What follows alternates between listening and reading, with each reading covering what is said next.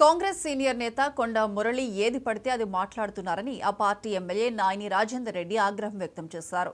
నోటికొచ్చినట్లు మాట్లాడితే పార్టీ చూస్తూ ఊరుకోదని ఆయన హెచ్చరించారు. ఇష్టం వచ్చినట్లు మాట్లాడితే ఆపై బీసీ కార్డు ఉపయోగిస్తున్నారని మండిపడ్డారు. బీసీలైతే చేసిన పాపాలు పోతాయా అని ప్రశ్నించిన ఎమ్మెల్యే ఆ పాపాలను తాము మోయదలుచుకోలేదని వ్యాఖ్యానించారు. దీని మీద అధిష్టానం స్పందించాలని అన్నారు.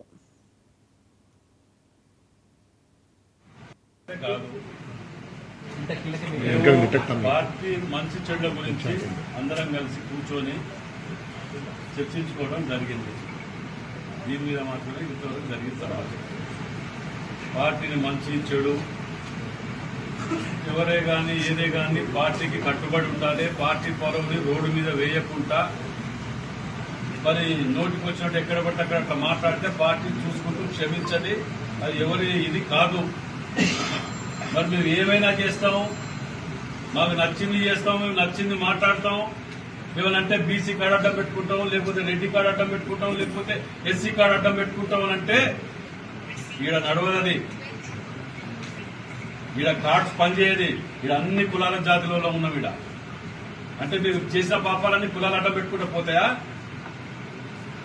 ఆ పద్ధతి మానుకోండి. ఎవరే గాని పార్టీకి లోబడి ఉండాలి, పార్టీకి కట్టుబడి పనిచేయాలి. మీ కష్టం సుఖం ఏదైనా ఉంటే అధిష్టానం ఉంటుంది, మీద పోయి చెప్పుకోవాలి. అంతేగాని ప్రతిదానికి ఏది రోడ్డు మీద పడి నేను ఏదో చెప్తే ఏదో ఎవరినో ఏదో అనుకుంటే ఇదైతే అనుకుంటే అది మంచి పద్ధతి కాదు. ఒక బాధ్యత గల ఉండి కూడా అలాంటి వ్యవహారాలలో మంచి చెడు ఆలోచించాలని మేము చెప్తున్నాం. పార్టీకి నష్టం జరగదా?